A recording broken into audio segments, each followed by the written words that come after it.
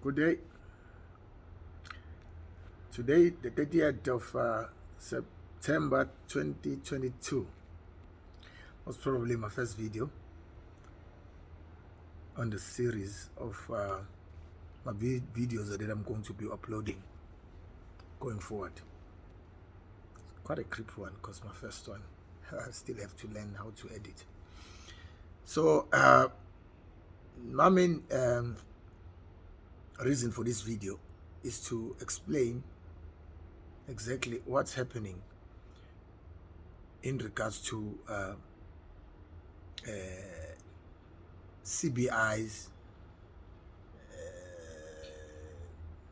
buying property as an investment in return for citizenship in a foreign country. People will understand or will be led to believe that owning a property in a foreign country and being granted a residency is similar being granted citizenship. It's quite different. There are countries that will give you golden visa, which is a form of residency which is renewable after so many years. Others will give you permanent residence according to what you have bought. Maybe you've bought a property worth 400,000 US dollars, then they give you a residency. Others will want you to buy so much of a property for you to get citizenship. Those are two different things. Citizenship, it's when you are being granted passports from that particular country that you are now a citizen of that country.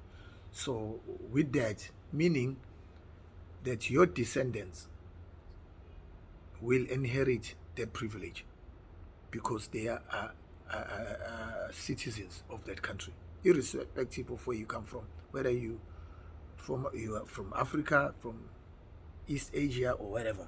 But once you obtain that citizenship, your descendants, your children, your grandchildren will inherit those benefits of being citizens of that country. Unlike residency. Residency is ideally for you while you still seek opportunities to expand. You still want to work. You still want to give yourself more opportunities. You want to give your children better education while you're still there. Likewise, they can also get your residency while you are still there to be able to renew it. And the thing is, with the residency, even if it's permanent residence, your descendants, I mean, the people who will be born after you receiving that permanent residency won't be regarded as citizens of that country. So as a South African, if I get a permanent residence in Dubai with my kids right now, the children that I'm gonna have, I'm gonna have after that whole process, I'm not gonna be able to get a citizenship for that country in Dubai. Even my kids, if they've got a permanent residence of that country, it's just residents, they're not citizens. Their children will never get to benefit from that because their fathers were permanent residents of the country. It's just a residence. It's not like being a citizen of a country. So I've seen a lot in my time. I've been doing research, trying to see which country I can take a risk on to throw my money in to be able to get some form of second passport or an alternative, especially for kids to have a much better education than I had received myself. I've explored countries like the Caribbean, where you can donate and get citizenship, but there's not much business that you can do there. You can only take that passport from the Dominican, St. Kitts and Nevis, just to travel to Europe and maybe America, get residency there or permits to be able to conduct some form of business while you still can. But that doesn't guarantee you that you'll be able to get what it's worth.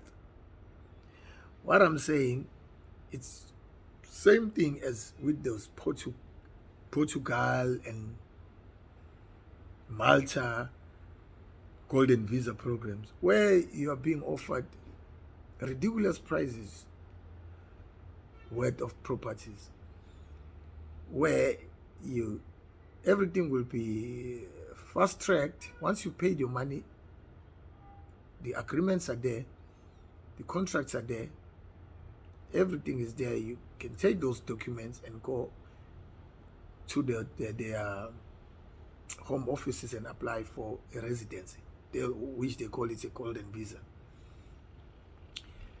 But most of the time, you find that those people, those properties of which they have been engaged under those contracts, never even get to see the light. Some do see the light, but never get to be finished. They just left abandoned, half built. And can you imagine having paid so much of money, having that passport or whatever, that visa, the golden visa, that you can be able to visit the country or whichever country you want to go to visa free, but you want to visit the country that issued you that permit, or the country that is supposed to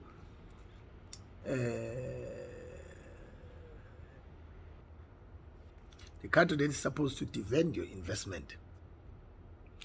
Say you've bought a golden visa in Portugal for about, I don't know whether it's about 300,000 euros now, and the property never gets to be completely built. The paperwork is there, you've invested the money, you go to their home office, you get the golden visa, you can enter Europe as and when you want, and as and when you wish, stay for as long as you want.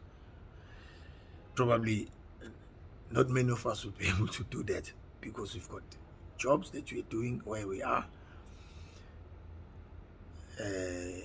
You've got to make a living, and I can imagine taking over 4 million rand just to buy permits to go and enter the country and be a waiter.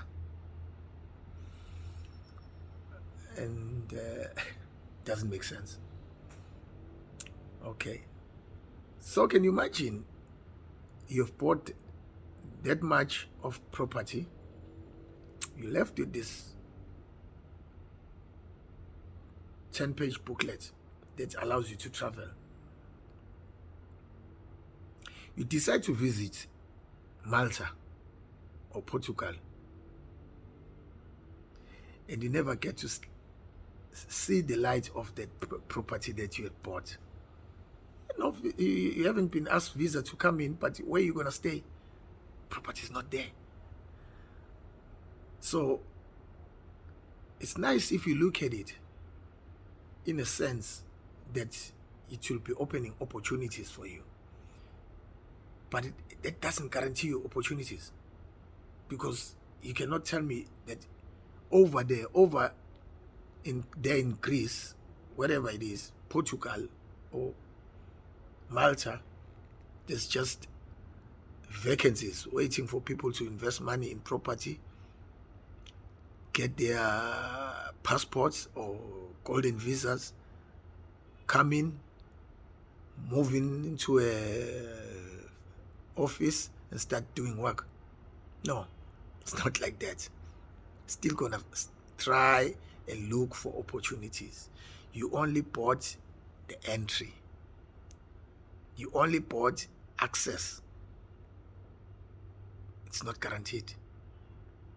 should you decide to sell that back, you must be able to put it back on the market and sell it and get at least the money that you've put in. Say after 5 years you want to sell it, you must be able to get at least the money that you've put in. If you cannot, it's not worth it. I hope this has cleared a little bit some conceptions that people have been having with me going around in the countries trying to look for opportunities like the second passport, the residencies. And here in Turkey, for what I have done, it's suffice. I think it's enough, because I can get a residency for that's what I've hoped for. I can get my kids to come and study here. If they decide to go look for work somewhere else or can relocate after they've finished their education years, they're free to do so. But I've got nothing that I'll say I've lost, because the property can be sold. I can be able to get my money back, and even if I come here in Turkey, I stay in that property. It's not like it's something in I didn't buy it off plan.